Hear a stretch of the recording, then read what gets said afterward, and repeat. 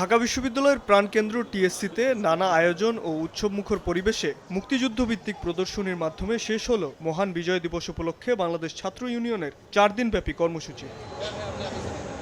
চতুর্থ দিনে মুক্তিযুদ্ধের গৌরবময় ইতিহাসকে জিইয়ে রাখতে এবং যুদ্ধের মহত্ব তুলে ধরতে মহান মুক্তিযুদ্ধের ছবি, স্মারক ও সে সময়কার পত্রিকায় প্রকাশিত সংবাদ প্রদর্শন করা হয়। শিক্ষার্থী, চাকরিজীবী, তরুণ, বৃদ্ধ, নারী, শিশু সকল শ্রেণীর উৎসুকমনা মানুষের পদচারণায় মুখরিত থাকে টিএসসির মাঠ।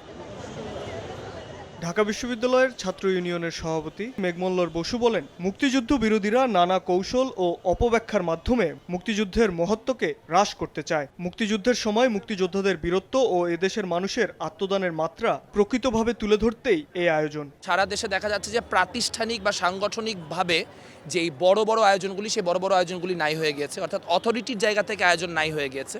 কিন্তু একই সঙ্গে কিন্তু আমরা দেখতে পাচ্ছি জনগণের দিক থেকে স্বতঃস্ফূর্ততা আরও বেড়েছে।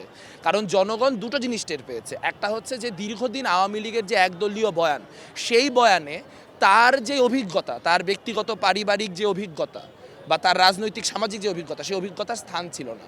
কাজে সেটা মুক্তিযুদ্ধকে রিক্লেইম করার একটা সুযোগ, যেহেতু আওয়ামী লীগের সেই একদলীয় বয়ান এই মুহূর্তে চলতেছে না, কোনো দল এই মুহূর্তে রাজনীতিতে দাবি করতেছে না যে শুধুমাত্র তারাই মুক্তিযুদ্ধ করছে।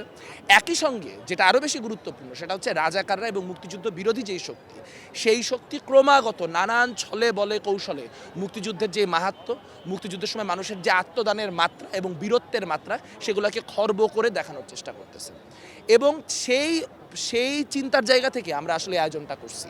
আমরা চিন্তা করেছি যে এইখানে গণতান্ত্রিক প্রগতিশীল শক্তিগুলির মুক্তিযুদ্ধ এবং সেই মুক্তিযুদ্ধের পটভূমি তৈরিতে কি ভূমিকা ছিল সেটা আমরা দেখাবো। আমরা এখানে গণহত্যার যেসব সাক্ষ্য আমাদের কাছে আছে, সেই গণহত্যার সাক্ষ্যগুলো আমরা সামনে নিয়ে আসবো।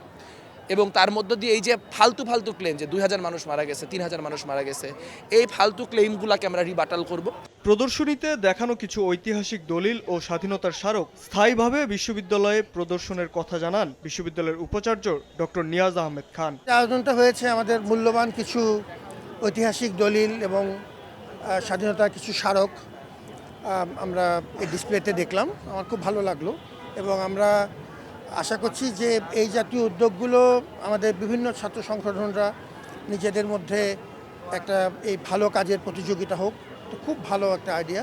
এবং এর কিছু অংশ আমি আলাপ করছিলাম ছাত্র ইউনিয়নের সাথে, যে এটা কিছু আমরা আরও পার্মানেন্ট ডিসপ্লের দিকে নিতে পারি কিনা। 4 দিনব্যাপী এই আয়োজনে আরও ছিল মুক্তিযুদ্ধভিত্তিক গান, নাট্য প্রদর্শনী ও আলোচনা সভা। শাবাব ওয়াসি, সময় সংবাদ, ঢাকা।